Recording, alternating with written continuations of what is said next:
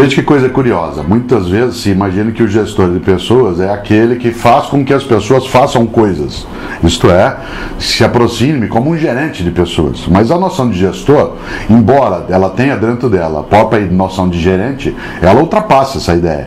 Não é alguém que dirige, que leva adiante. O gestor é aquele que é capaz de consertar, com C, como um concerto, consertar a pluralidade, a diversidade de competências, habilidades, capacidades e fazer com que isso eleve o objetivo, a missão e a visão que uma organização de qualquer natureza tenha, seja no campo público, seja no campo privado. Por isso, um gestor de pessoas é alguém que exerce uma liderança, sem que ele seja exclusivamente um único líder, mas é alguém, um homem ou uma mulher, que lidera um processo de elevação, como eu dizia, das condições de ação de um grupo de pessoas. Esse gestor tem sim atividades gerenciais, mas não é só isso. Ele tem atividades pedagógicas, mas não é só isso. Ele tem atividades de coaching, mas não é só isso. É um conjunto de situações de interfaces que fazem com que a gestão de pessoas ela seja decisiva como um diferencial sério hoje nas boas organizações.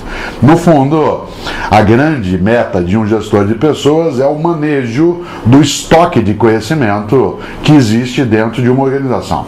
Cada um e cada uma de nós tem um determinado tipo de conhecimento que é tácito ou explícito, aquilo que a gente tem da nossa formação escolarizada, formal, intencional, deliberada, que é o explícito, e tem um conhecimento vivencial, que é o nosso conhecimento tácito. A junção desses dois elementos, o tácito e o explícito na capacidade, no conhecimento, ela compõe o estoque de conhecimento, que é o maior ativo que uma organização pode ter, inclusive, porque é esse o grande diferencial que não se torna commodity. Afinal de contas, processos, equipamentos, aplicativos, insumos, tudo isso ainda é commodity. O que não é, e esse é o diferencial, é o conhecimento que está em cada uma e cada um. E o gestor de pessoas é aquele que é capaz de manejar com o conjunto esse estoque de maneira a oferecer mais vigor, mais robustez, mais perenidade a uma organização. É também RH, isto é, usando o sentido anterior, não negativo, de recursos humanos,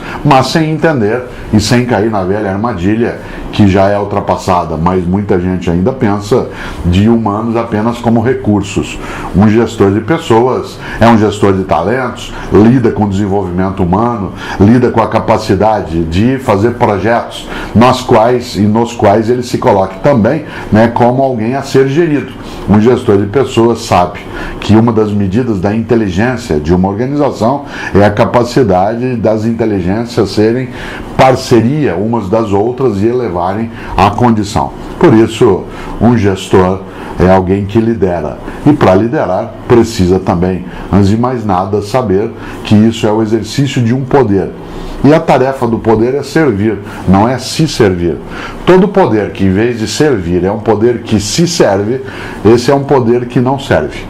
Por isso, para que o gestor de pessoas tenha atividade, a sua autoridade como um serviço, é necessário que haja uma compreensão do coletivo. Por fim, o gestor de pessoas é alguém que sabe que a regra mais séria na vida não é cada um por si, Deus por todos, mas é isso sim, um por todos e todos por um.